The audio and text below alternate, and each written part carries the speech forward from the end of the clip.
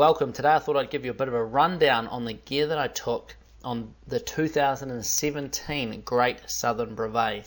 Now the Great Southern Brevet is a bikepacking event that starts and finishes in Tekapo, New Zealand and is 1100 kilometers long.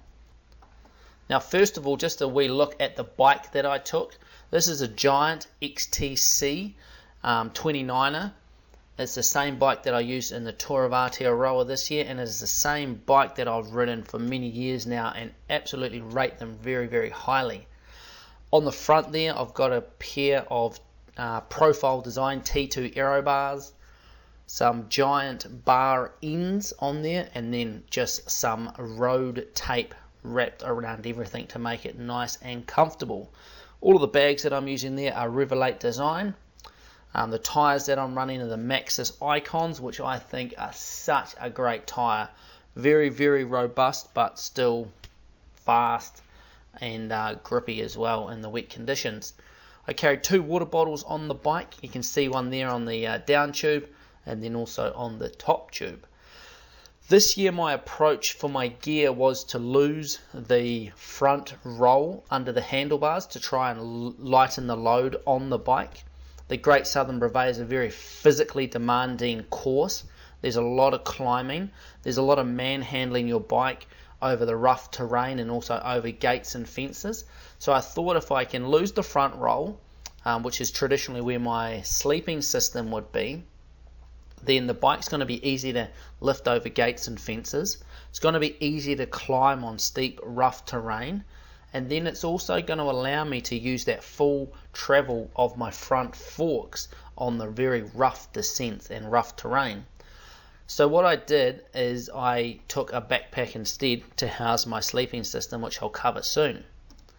So what did I wear on a day-to-day basis? Well, we can see here I've got a pair of bike shorts. These are Tonelli. Then I've got a cycling top, and then this up here is my Torpedo 7 lightweight windbreaker vest that I spent a lot of time in as well. I've got a set of arm warmers there and some lightweight Tonelli gloves that I didn't actually spend that much time in. The last couple of days, for some reason, I felt like riding without gloves to give the hands a bit of a break. I've got Ground Effects Foot Soldier socks here, brilliant socks. These here have been down the length of New Zealand with me and also during training in this brevet. Starting to wear a little thin in places and absolutely stink, but still a great sock. And then finally I've got the Ground Effect Ringleader bib shorts here as well.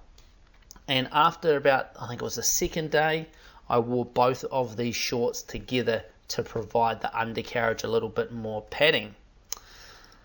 Also on my feet I wore the Giro Turadura shoes. These are brilliant for bike packing, really good for walking.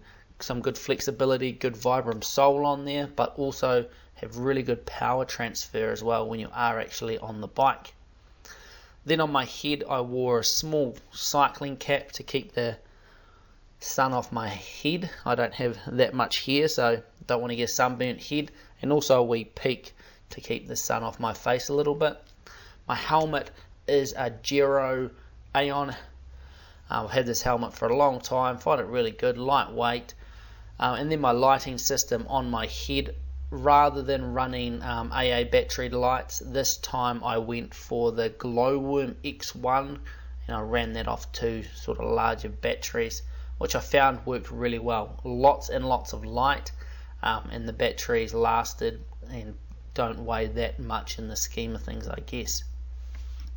So looking at my backpack now, this is an old MacPack Amp 25, I think it is. It's an old pack I used to use for adventure racing. I could have gone a lot smaller, but this is just what I had at home. I had 2 bottles there that contained some sort of soft drink. Had these in the side mesh pockets on the outer bag there. I would refill these. I'd buy like a 1.5 litre of Coke, Sprite, whatever it sort of took the fancy at the time. Fill these up, put them back in the pockets at the service stations. On the top there I had my spot tracker in the mesh pocket, and then the main reason I had this bag was to carry my sleeping system, and I streamlined my sleeping system so that it wasn't that heavy in my backpack. And what I took was the SOL Escape bivvy. Now this is just a breathable bivvy, bag with reflective material on the inside. I've slept in it before in sort of summer conditions, and it was marginal but okay. Unfortunately, we got very unseasonably cold, wet weather during the Great Southern Brevet, and to be honest, it wasn't that warm. I was cold every night, and I sort of struggled a little bit. It was only 4 hours that we had to stop for compulsory stop, so that's what works out about 3.5 hours by the time you set everything up and pack away, that you are actually sleeping. So it's not long enough to get very, very cold, but it definitely wasn't comfortable, and a sleeping bag would have been a welcome addition on a couple of nights, but I got through it okay. And then over here, this little black mat is just a sort of shoulder, hip length sleeping mat. Also carried in my backpack is a Camelback reservoir, and this here I only used on the first day on the first stage because it was quite a long stage. There wasn't that much water available during the stage, and it was quite bumpy, so what I actually did was took the drink bottle out of my down tube and put that in my bag because I didn't want it to bounce out in that first stage, and just used the Camelback during that first stage. After that, didn't use the Camelback again, it just sat in my backpack empty. Also in my backpack I had my rain jacket, which is a Marmot Precip. I just brought this jacket 1 week before the Great Southern Brevet because I saw the weather forecast, I saw it was very wet, it was going to be cold, and I didn't think my current jacket was up to the task because it's starting to get sort of let the rain through in a lot of places, the seam seal's starting to peel off. So I went down to Torpedo 7 and got this Marmot Precip. Fantastic jacket. I spent a lot of time in it in very heavy rain, worked a treat. The other things I carried in my backpack were a spare thermal, and I threw this in last minute as a little bit of an extra warm layer, and also another set of gloves, long fingered gloves there. In total I took 3 pairs of long fingered gloves because I knew it was going to be wet, I knew it was going to be cold, and I wanted to make sure that I had warm hands throughout the entirety of the ride. I find that if I get really, really cold hands and I can't get them warm again, no matter what I do, the only thing that fixes them is warm, dry gloves. So I took 3 pairs to make sure I covered all my bases there. Also my sunglasses that had dark lenses and clear lenses sat in my backpack when I wasn't using them, or just the spare lenses were in there. And then also my Lumix weatherproof, waterproof camera that sat in one of these side pockets. So that was the backpack. Now in the rear saddlebag, that is a Revelate Design Viscacha saddlebag, and in there I pretty much had all of my sleeping clothing. Now the key pieces of gear I had in there was this Patagonia synthetic padded jacket that I wore in the evenings when I was sleeping. Also a set of thermals, long sleeve thermal top, long sleeve long johns, a buff and a hat that I wore when I was sleeping. I also took these wind and waterproof socks. I think they're called sealskin. Now these are so good when I'm riding in the wet and cold and training. I thought I'll chuck them in, I'll be able to sleep in them, they'll keep my feet really toasty.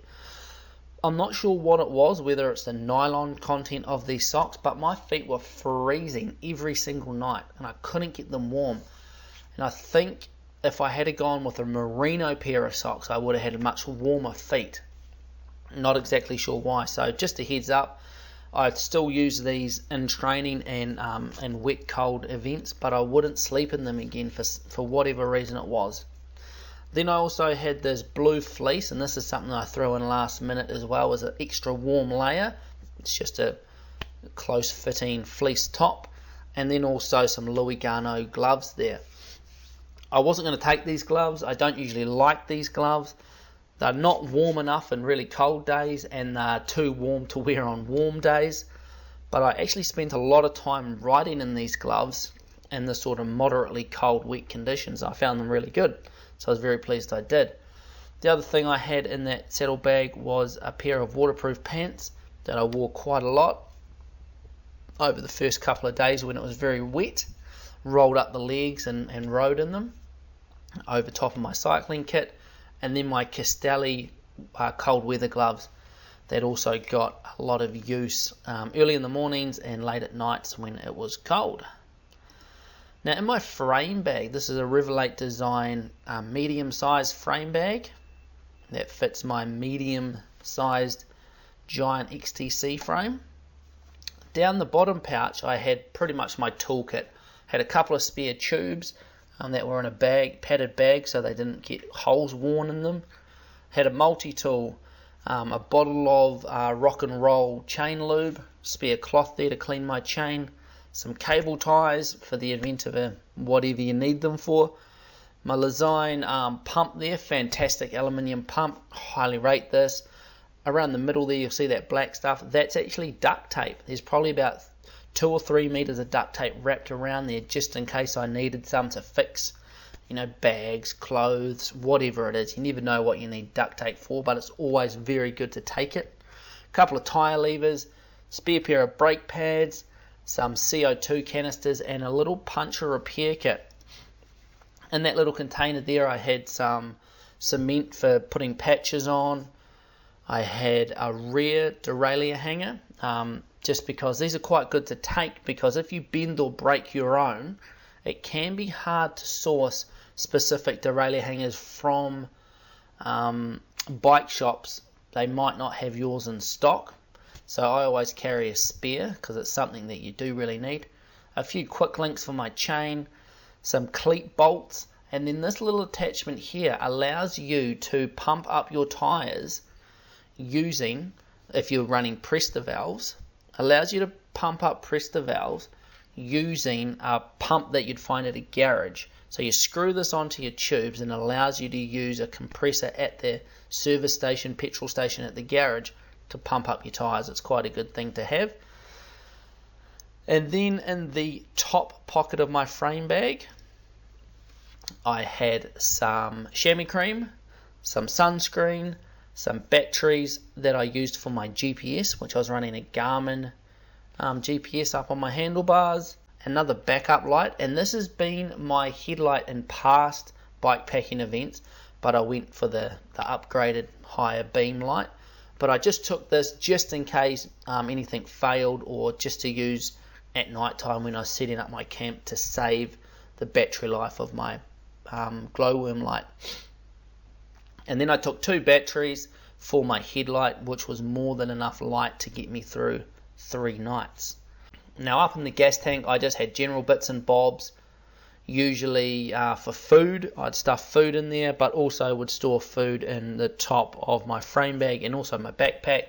But there I've got some lip balm, some quickies to help with indigestion or reflux, which sometimes I get after cramming all that food down you and riding your bike. Some chewing gum to keep the mouth hygiene up.